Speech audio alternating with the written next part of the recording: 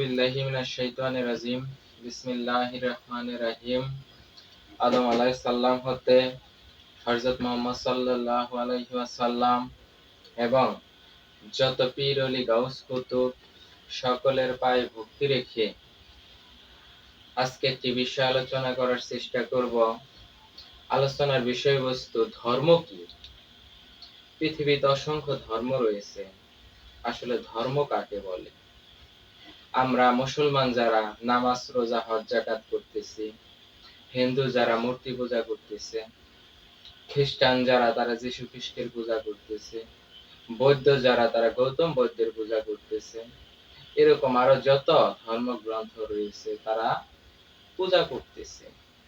আসলে আল্লাহ পাক যে ধর্ম নাজিল করেছে, প্রকৃত ধর্ম কাকে বলে, এই ধর্মের বিষয়ে আলোচনা রাখার চেষ্টা করব।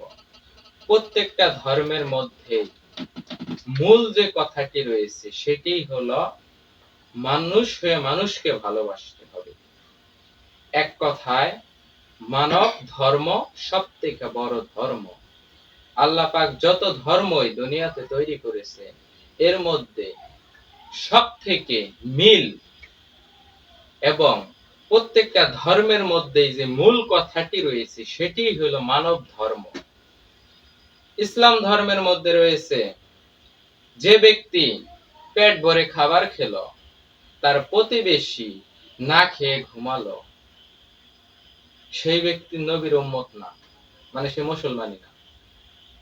তাহলে সেই ব্যক্তি যদি 5 ওয়াক্ত নামাজি হয়, সে যদি 100 বার হজ করে আহে, সে যদি প্রতি মাসে 1 লক্ষ টাকা করে দান সদকা করে থাকে, তারপরও সে মুসলমান না।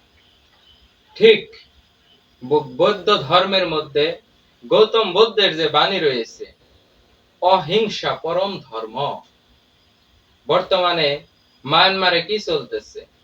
কত সুন্দর লেবাস পরেছে, মাথার চুল নাই, সুন্দর লাল পোশাক পরে ধর্ম পালন করতেছে, তাদের ধর্মগ্রন্থ বলতেছে, কিন্তু মানুষকে হত্যা করতেছে।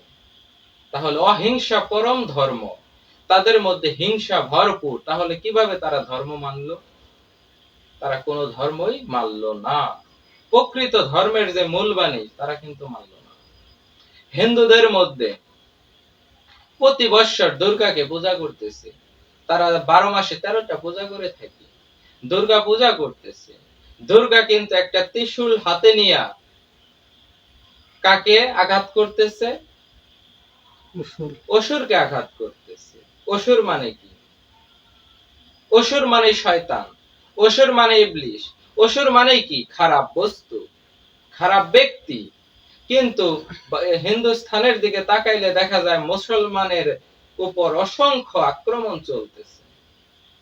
তাহলে ওরা প্রতি বৎসর দুর্গার পূজা করতেছে, মূর্তির পূজা করতেছে, কিন্তু অসুর কিন্তু ওরা নিজেরাই নিজে অসুর হয়ে দুর্গার পূজা করতেছে, যে দুর্গা অসুর নিধন করে। তাহলে এই জায়গায় মানুষে মানুষকে যে ভালোবাসা নাই। প্রত্যেকটা ধর্মগ্রন্থের মধ্যে মানুষকে ভালোবাসতে হবে। একমাত্র ধর্মের মূল কথা, মূল বাণী, মূল স্লোগান আল্লাহ পাকের তৈরি বিধান, ভগবানের বিধান, ঈশ্বরের বিধান, গডের বিধান। আমরা যে নামেই ডেকে থাকি না কেন, প্রত্যেক ধর্মগ্রন্থেরই একটাই মূল বিধান, মানুষে মানুষকে ভালোবাসতে হবে। আর এই ভালোবাসা যারা বাসতে পারে সেই একমাত্র আল্লাহ, ভগবান, ঈশ্বর, গড, যে নামেই ডাকুক না কেন, সেই সৃষ্টিকর্তাকেই ভালোবাসা হয়।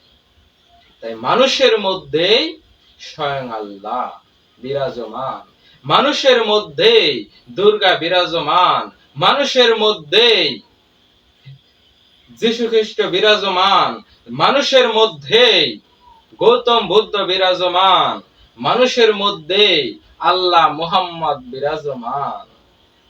তাই মানুষকে যে ভালোবাসবে সেই একমাত্র ধার্মিক। যে মানুষকে ভালোবাসে তাকেই বলা হয় ধার্মিক।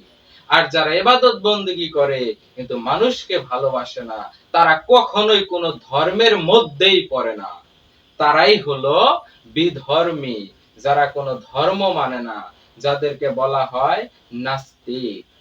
তারাই হলো ইবলিস এর ওয়ারিস, তারাই হলো শয়তানের ওয়ারিস, তারাই হলো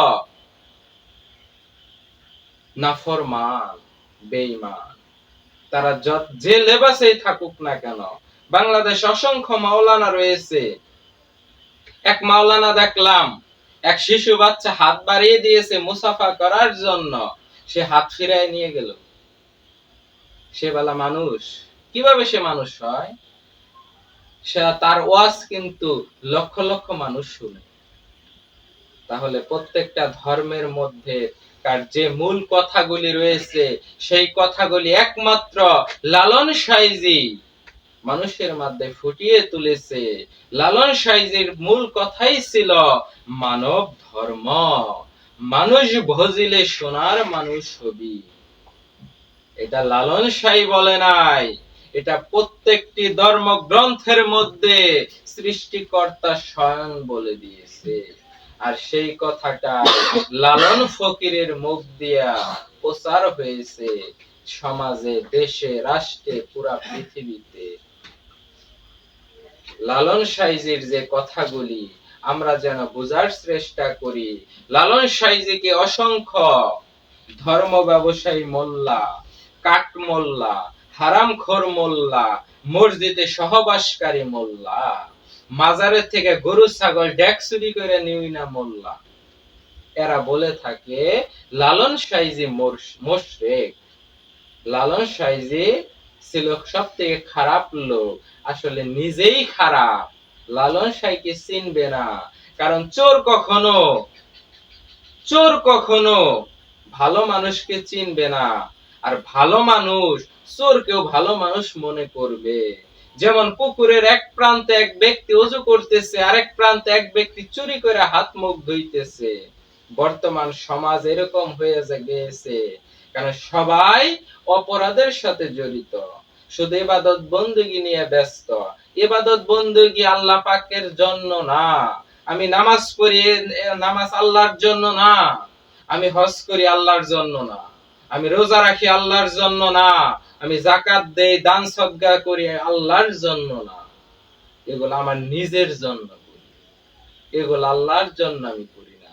যদি আল্লাহর জন্য একটি কাজ থাকে, সেটা হলো মানুষকে ভালোবাসা। এই যে মানব ধর্ম, মানুষ ভজিলে সোনার মানুষ হবি, এইটাই একমাত্র আল্লাহর তৈরি বিধান। কোরআনের যত আয়াত রয়েছে, হিন্দুদের যত ধর্মগ্রন্থ রয়েছে, খ্রিস্টানদের যে বাইবেল রয়েছে, বৌদ্ধদের গৌতম বুদ্ধের যে বিধান রয়েছে, সমস্ত বিধানের একটাই মূল স্লোগান, একটাই মূল সৃষ্টিকর্তার বাণী। সৃষ্টিকর্তাকে যদি কেউ ভালোবাসতে চায়, সে যেন মানুষকে ভালোবাসে। একমাত্র মানুষ ভজিলেই সোনার মানুষ হবি। এই কথা বলেই আজকের মতো আমার কথা শেষ করছি। সবাই ভালো থাকবেন। আসসালামু আলাইকুম ওয়া রাহমাতুল্লাহি ওয়া বারাকাতুহু।